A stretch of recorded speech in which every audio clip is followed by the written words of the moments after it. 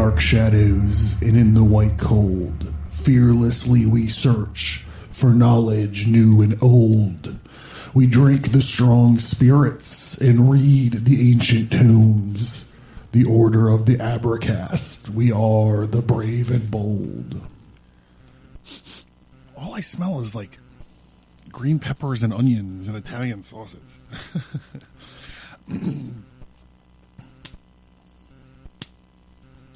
I took a break from cooking so I could come down here and talk to you guys. So let's get to it. You hear what I'm saying? The Abracast. Occult. History. Conspiracy. And violence. Your body is your temple, so let's make sure you got a badass t-shirt on it. Variety of cool occult themed t-shirts. And other merch like stickers, wall art, mugs, and more. Visit the storefront on Advertise.com.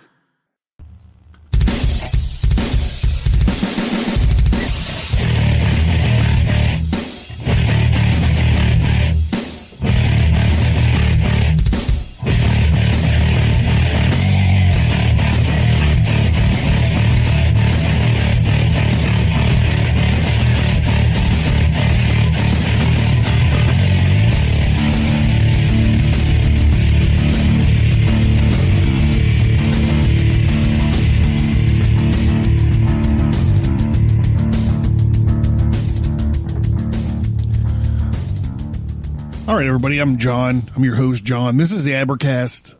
Thank you guys for tuning in and for the support. So this is it's late on a Sunday night. I promised the universe that I would have these 3 episodes out. So here I am. I took a break from preparing dinner for myself and my lady to come down here and finish up this talk that we're doing about the second section of Aleister Crowley's Liber 4. So the first section was all about mysticism. I think we covered it in 3 or 4 episodes. And then this is going to be, we're shooting to get it done in 3. And so this is the 3rd part. So we're just going to we're going to just slide right into it like it was a hot tub. You know, if you're following at home, now's the time to summon your vessel of the art and whip up your favorite weapon of mass distraction. I can't have too many more of these because I am going to be operating a stove as soon as I'm done with this.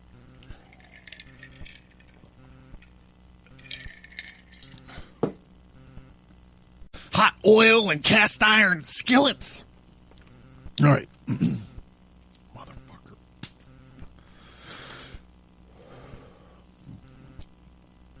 So we stopped at the swords. So we all know from our tarot card episodes that after so it goes wands, cups, swords, and what is the last? The last is the pentacles.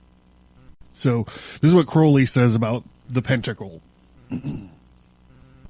As the magic cup is the heavenly food of the magus, so is the magic pentacle his earthly food. The wand was his divine force, and the sword his human force. The cup is hollow to receive the influence from above, and the pentangle is flat like the fertile plains of earth. The name Pantangle implies an image of all, but this is by a magical transformation of the Pantangle. Just as we have made the sword the symbolical of everything by the force of our magic, so do we work upon the Pantangle. Pentacle. He calls it a pentacle. I keep saying Pantangle. That which is merely a piece of common bread shall be the body of the Almighty God. The wand was the will of man, his wisdom and his word, and the cup was the understanding, the vehicle of his grace, and the sword was his reason. And the pentacle shall be his body, the temple of the Holy Ghost. There is therefore nothing movable or immovable under the whole firmament of heaven, which is not included in the pentacle, though it be but, quote, 8 inches in diameter and in thickness a half an inch, unquote. So it's interesting that when Crowley designed his Thoth deck, when he designed his tarot cards, he turned the pentangles, what he's talking about here is pentacles, into, he calls them discs.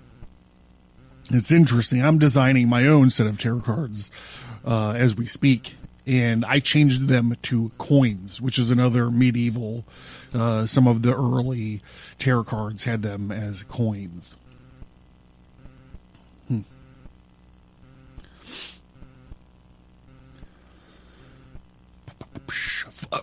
Okay, fire is not, sorry. Fire is not matter at all. Water is a combination of elements, air, almost entirely a mixture of elements, and earth contains all both in admixture and its combination. So must it be with the pentangle, the symbol of earth.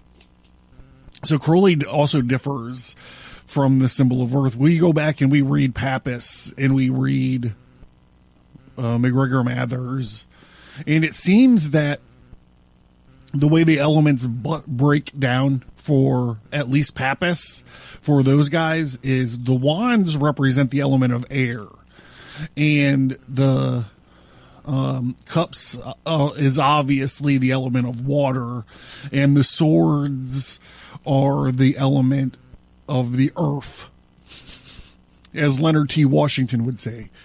It's the element of the earth, leaving the pentacles or coins or discs as a representation of the element of fire. You can go back and check out those tarot card episodes. Actually, if you sign, well, if you're on Subscribestar, or if you're signed into the mailing list, you could get my full downloaded, edited text of those 4 episodes that I did. So you can go through and check out all the stuff that I got from these actual books and stuff. This is the working notes that I was reading when we were going through them. So, but when you look through the Thoth deck, you see that Crowley looks at it differently.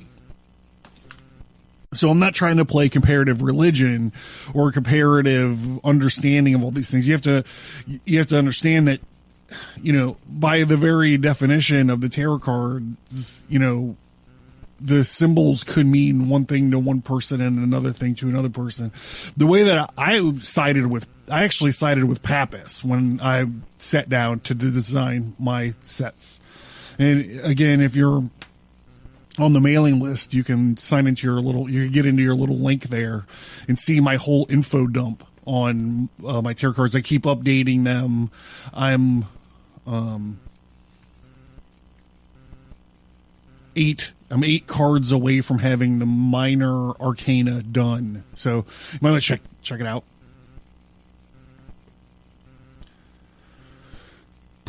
Where are we at?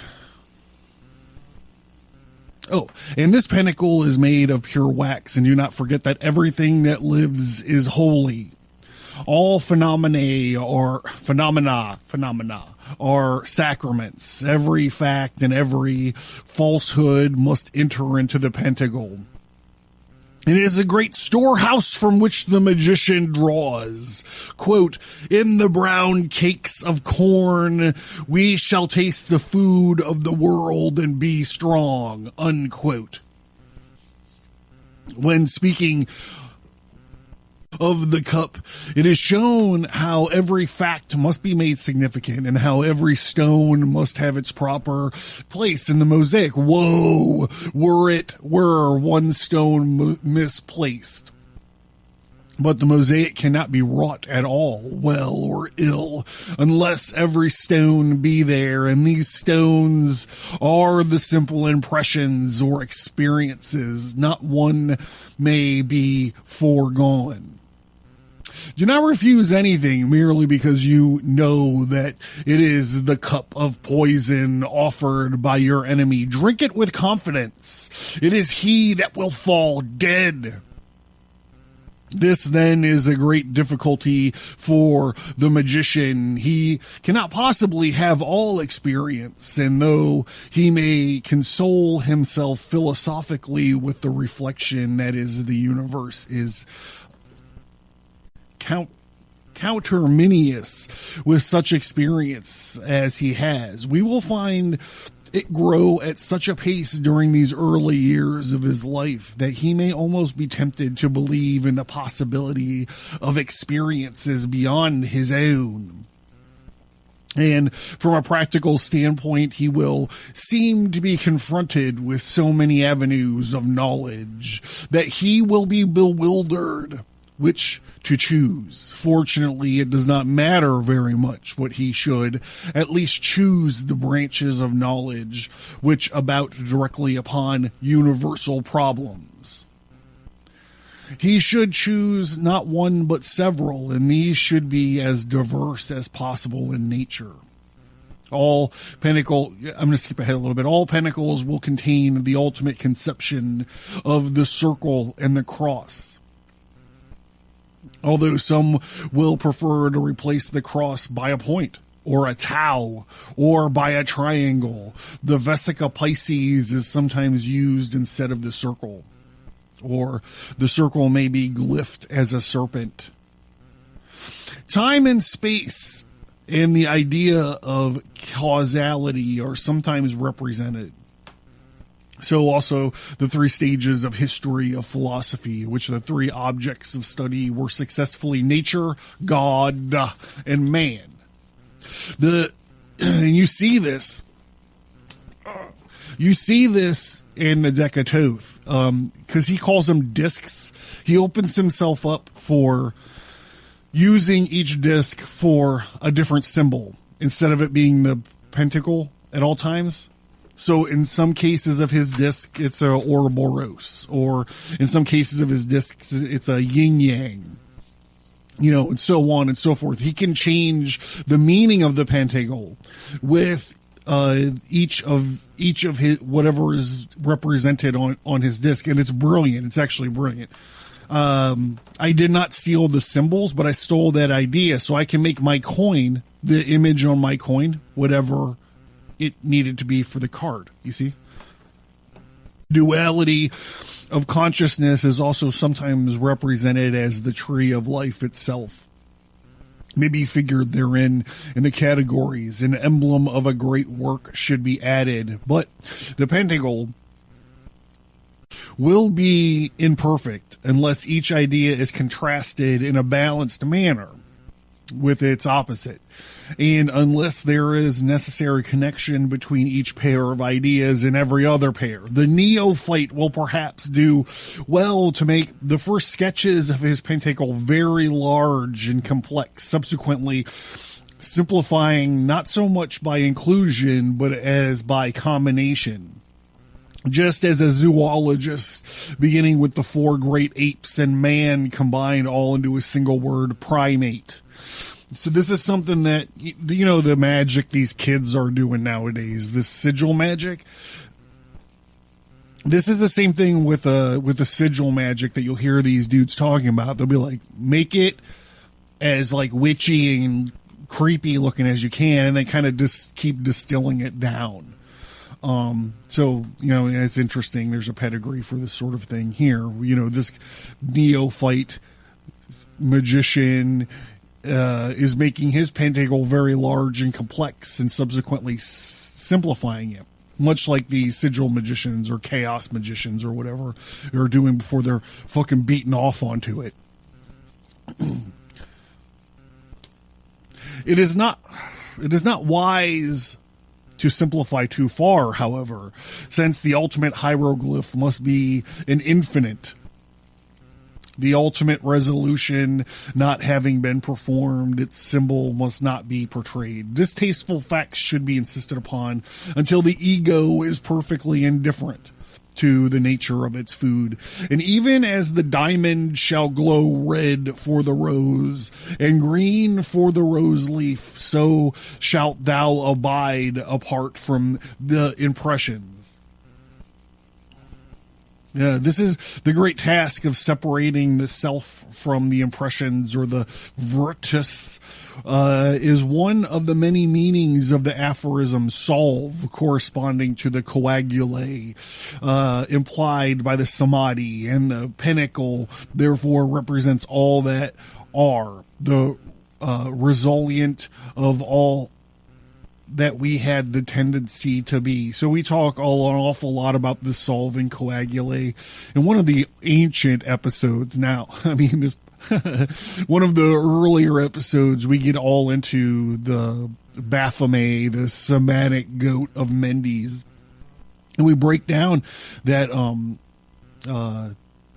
Alephus Levi's illustration of Baphomet, Sol coagulae, the chesed and the Gabora, and as above, so below, and all of that stuff. So I don't feel like I need to regurgitate all that stuff here. Back to the book. And skipping ahead, back to the book and skipping ahead. The self to the beloved, but the beginning, the magician is not that self. He is only the heap of refuge from which that self is to be built up. The magical instruments must be made before they are destroyed. And this pentacle is an infinite storehouse. Things will always be there when we want them. We may need to occasionally. We may see to it occasionally that they are dusted and a moth kept out, but we shall usually be too busy to do much more. And remember that in traveling from the earth to the stars, one dare not be encumbered with too much heavy luggage. Nothing that is not necessary part of the machine should enter into its composition.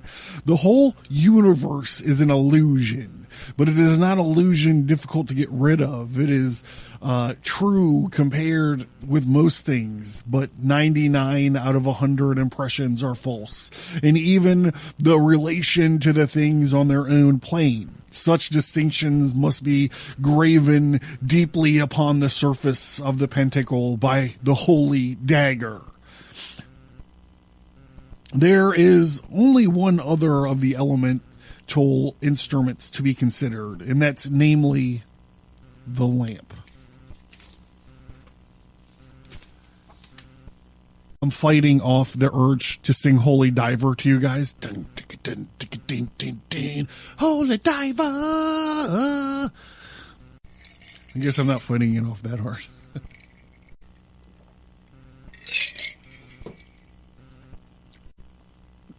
All right, let's talk about this lamp.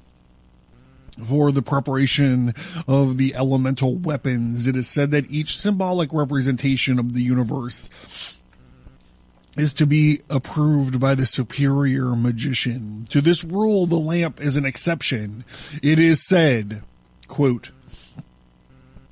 "A magical lamp shall be burnt without wick or oil, being fed by the ether. This shall he accomplish secretly and apart without asking for the advice or the approval of his adeptus minor." The lamp is the light of the pure soul. It hath no need of fuel. It is the burning bush, the inconsumable, that Moses saw, the image of the Most High.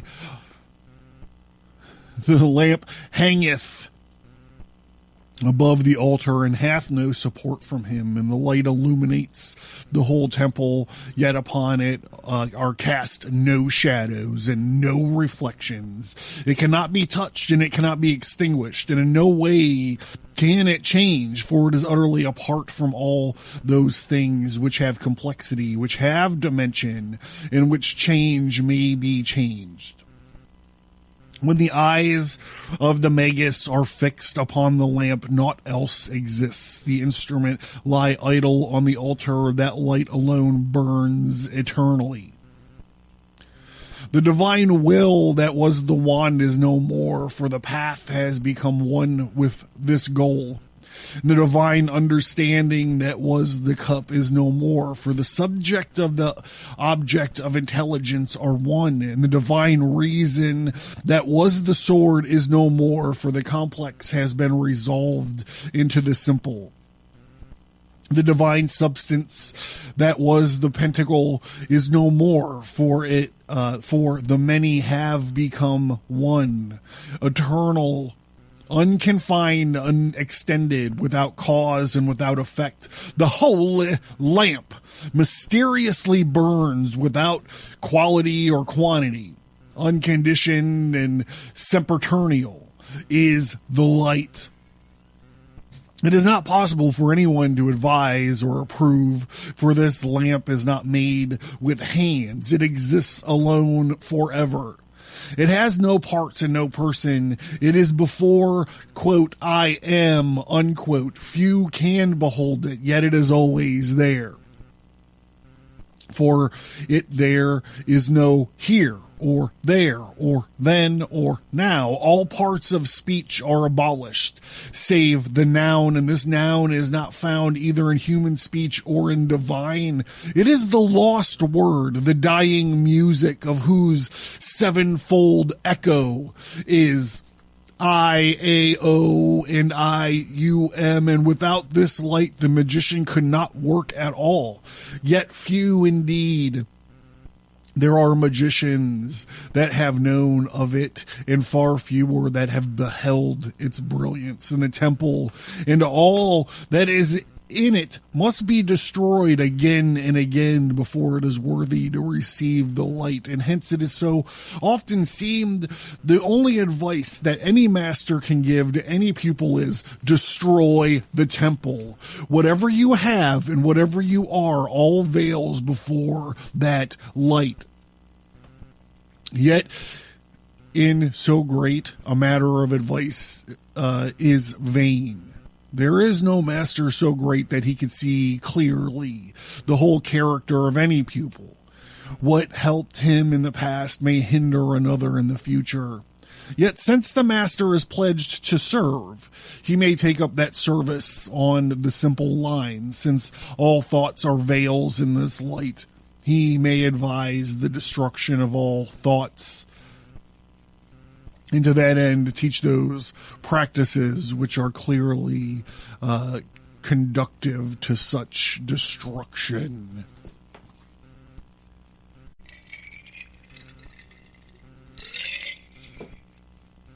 All right, next we got the crown. The crown of the magician represents the attainment of his work. It is a band of pure gold, on the front of which stand 3 pentagrams, and on the back a hexagram. And the central pentagram contains a diamond or a great opal, for the other 3 symbols contain the Tau.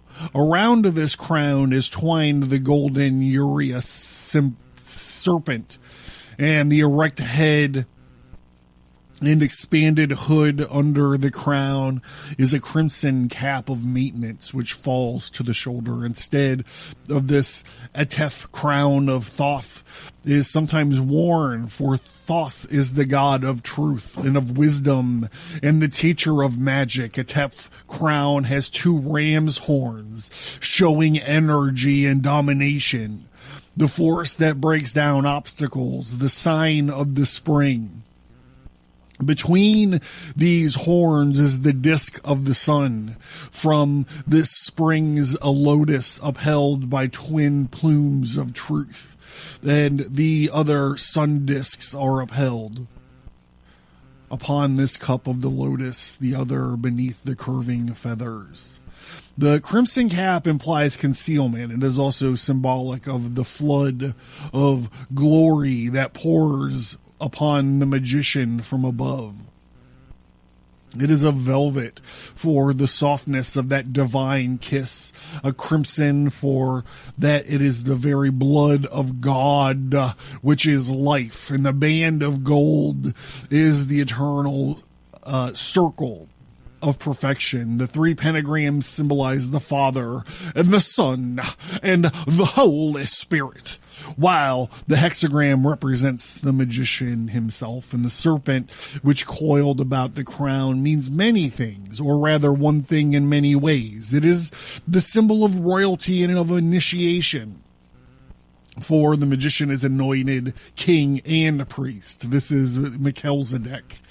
It is also represents Hadit, of which one can hear only, quote, these words, quote, I am the secret serpent coiled about to spring. In my coiling there is joy if I lift my head, and I and my newit are one. If I droop down mine head and shoot forth venom, there is a rapture on the earth, and I and the earth are one. I believe that's from Liber 3, by the way. I believe. No, it could be from the Book of the Law. It's from the Book of the Law. The serpent, it's hard, it's difficult doing these things like this. The serpent is also the Kundalini spirit, the magical force itself manifesting side of the Godhead of the magician, whose unmanifested side is peace and silence, of which there is no symbol. The serpent is also he who poisons. It is the force which destroys the manifested universe. This is also the emerald snake, which encircles the universe. This matter must be studied in where it is discussed incomparably. All right. The next one is the robe. The robe of the magician may be varied accordingly to his grade by the nature of his working. There are two principal robes, the white and the black. Remember I mentioned the yin-yang earlier? Of these, the black is more important than the white, and the white has no hood. These robes may be varied by the addition of various symbols, but in any case, the shape of the robe is a tau.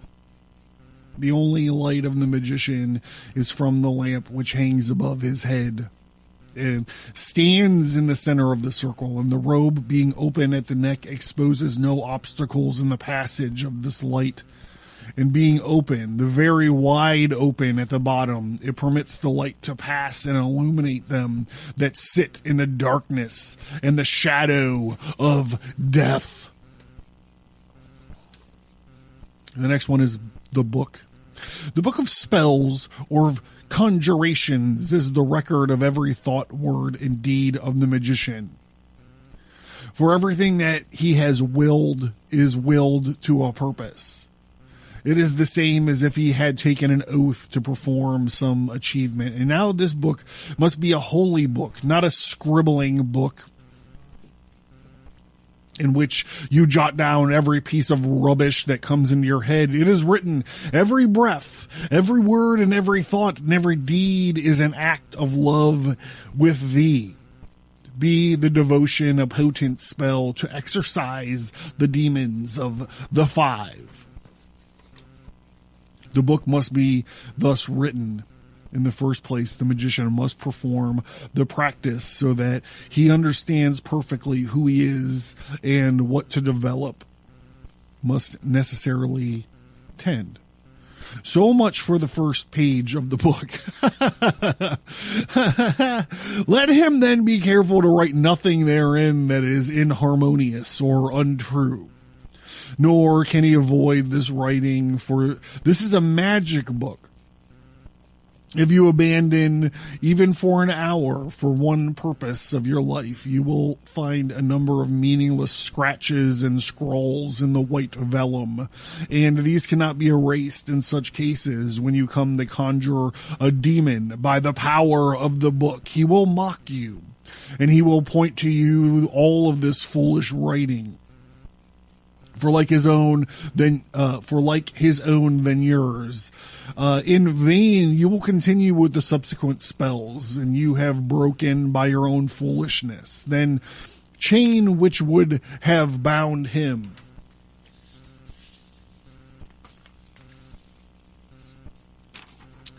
The writing of the book goes on eternally, and there is no way of closing the record until the goal of all has been attained. And let every page of this book be filled with song, for it is a book of incantation.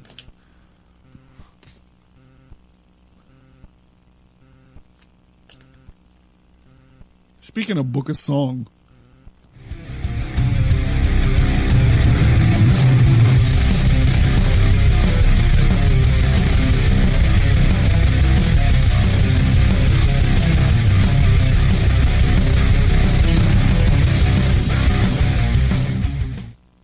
are you interested in the occult, history, conspiracy, and violence? Learn more at Advertise.com. Find more episodes on this topic. Sign up for the mailing list for bonus content. Get access to the show archive. And visit the storefront for tarot cards, merch, and books. Learn more at Advertise.com.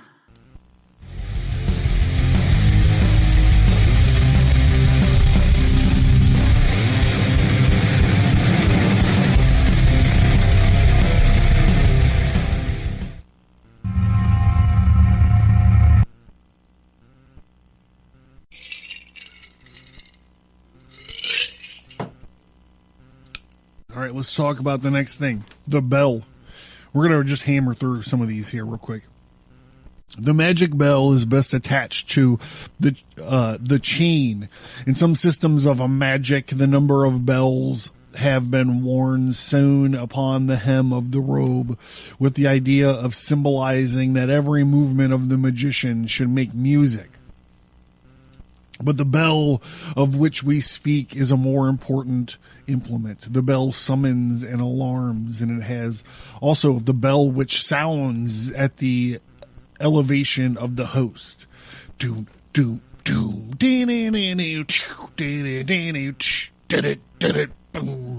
For whom the bells toll.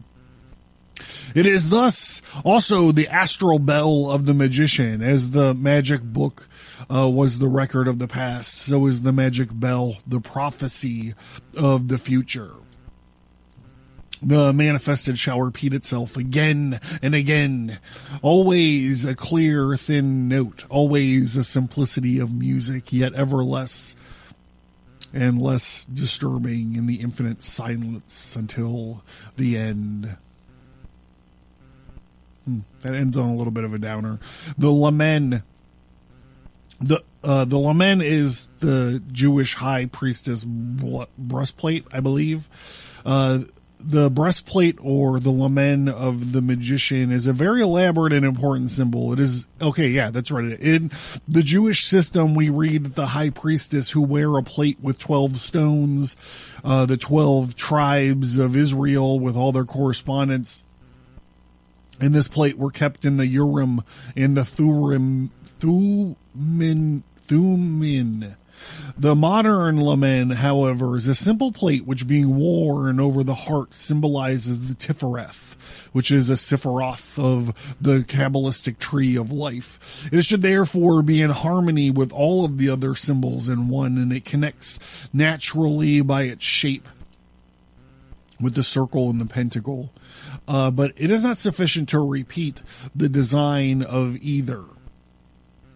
The lamen of the spirit whom one wishes to evoke is both placed in the triangle and worn on the breast.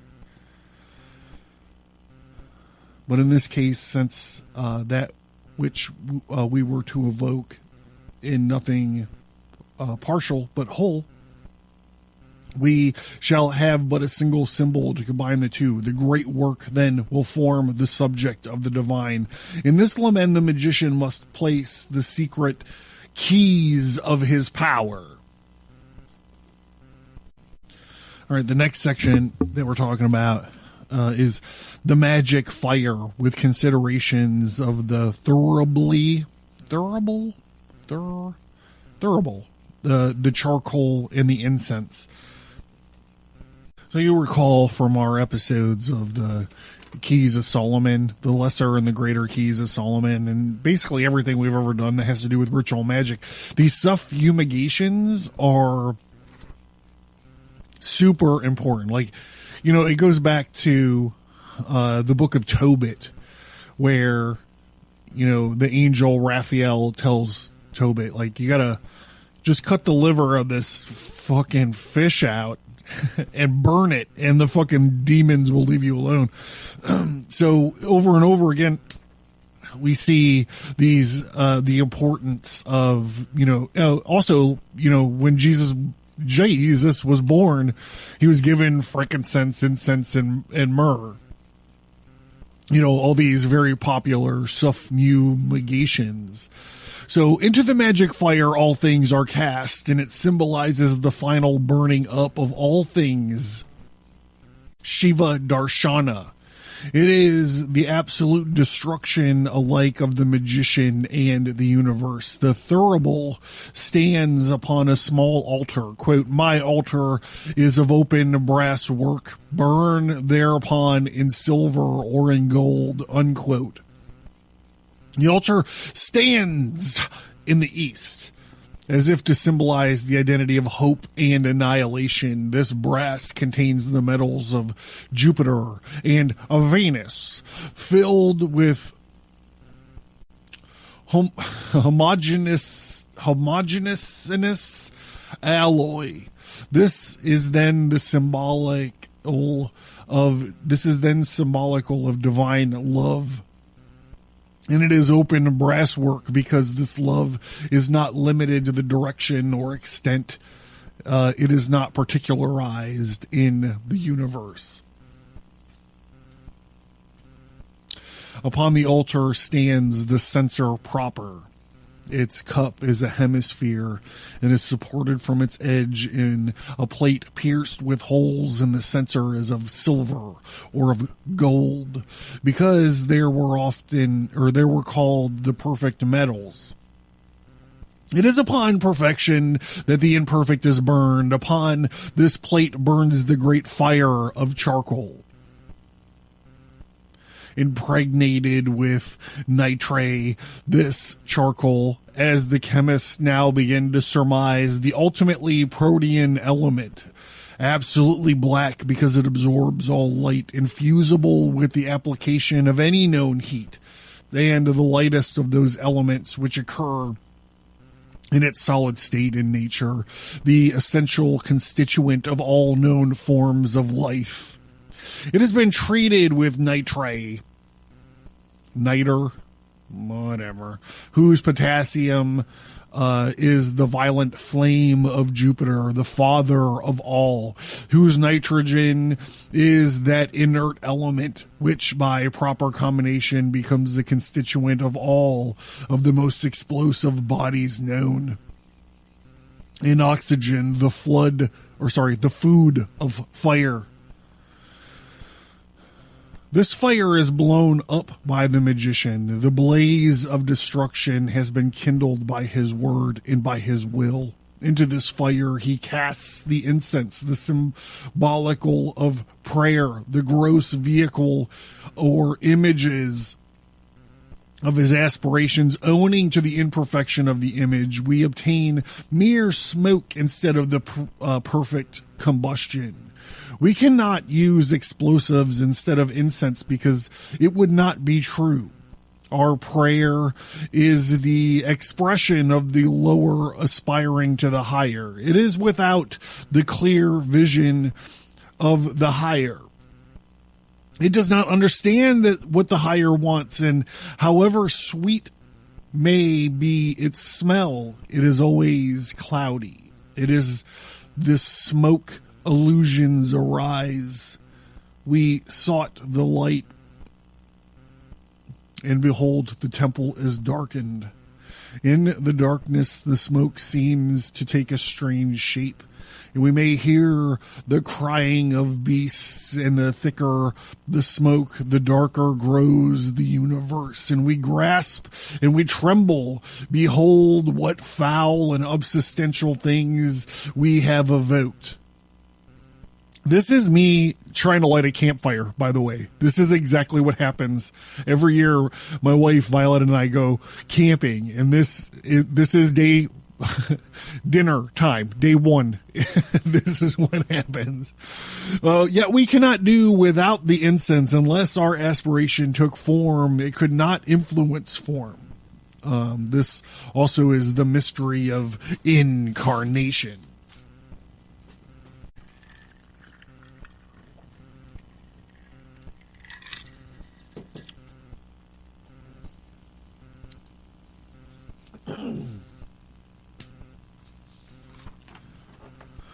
The incense is based upon, gum ulibanum, the sacrifice of the human will of the heart.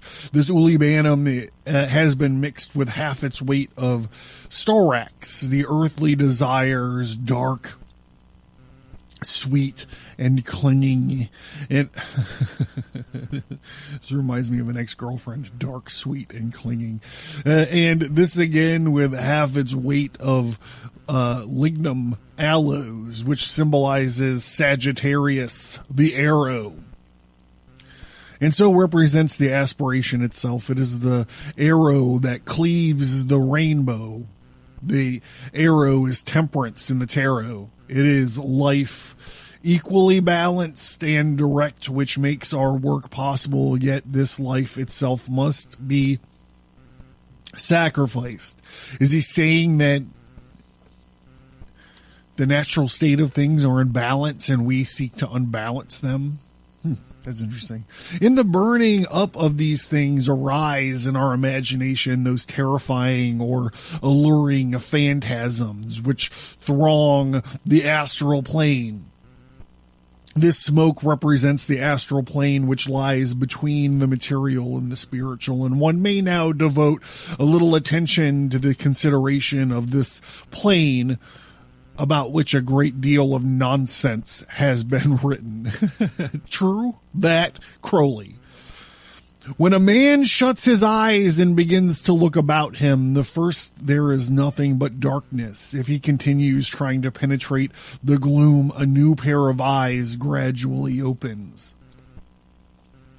Some people think that these are the eyes of imagination. Those with more experience understand that this is a truly represents things seen, although those things are themselves totally false. Wow. As first the seer will perceive gray gloom. In subsequent experiments, perhaps figures may appear with whom the seer may converse and under whose guidance he may travel about. This plane being quite as large and varied as the material universe. One cannot describe it effectively.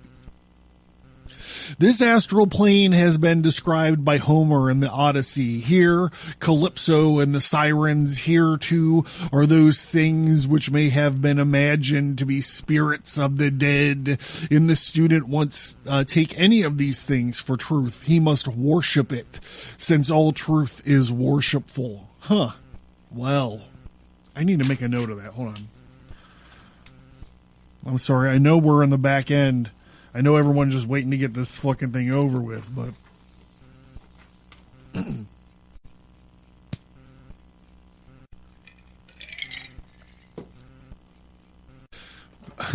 sorry about that. In such a case, he is lost and the phantom will have power over him. It will obsess him.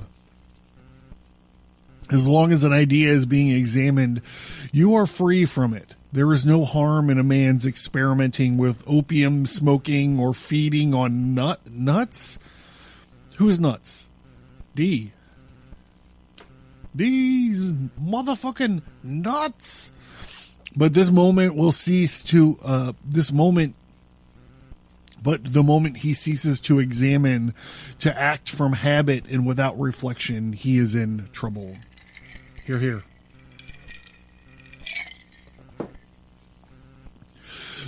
Skipping ahead a little bit. The worst of all phantasms are the moral ideas and the religious ideas.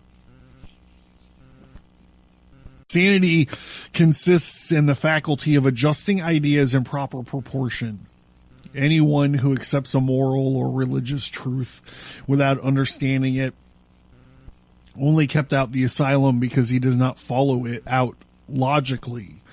If one really believed in Christianity, if one really thought that the majority of mankind was doomed to eternal punishment, this is going to be really good, I think.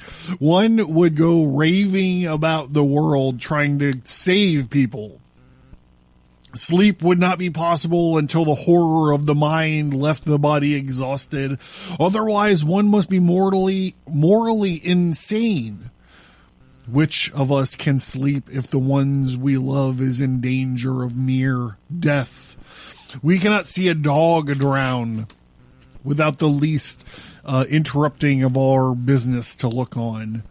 Who then can live in London and reflect on the fact that its 7 million souls, all but about 1,000 Plymouth brethren, will be damned? Yet the 1,000 Plymouth brethren, who are the loudest in proclaiming that they will be the only ones saved, seem to get on very well, thank you. Whether they are hypocrites or morally insane is a matter which we can leave for their own consideration. All the phantoms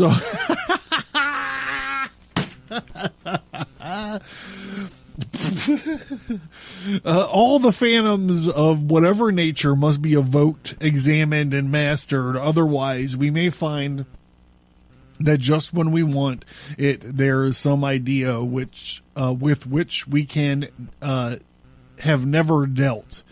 And perhaps that idea springing upon us in surprise, and it were from behind, may strangle us. This is the legend of the sorcerer, strangled by the devil.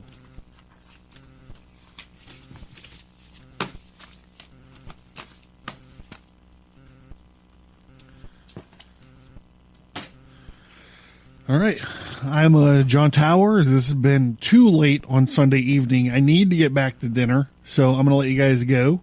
But thank you for the support. If you're listening to this, thank you dearly for the support. And yeah, well, I'll see you on the regular feed like in no time.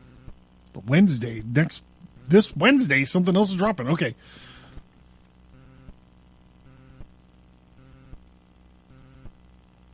All right, over and out.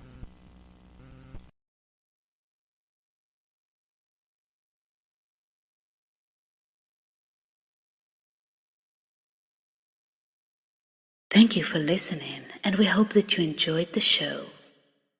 Please send an email or find us on social media and let us know what you think about the show. We would appreciate it if you would give us a 5-star rate and review wherever you find your favorite podcasts.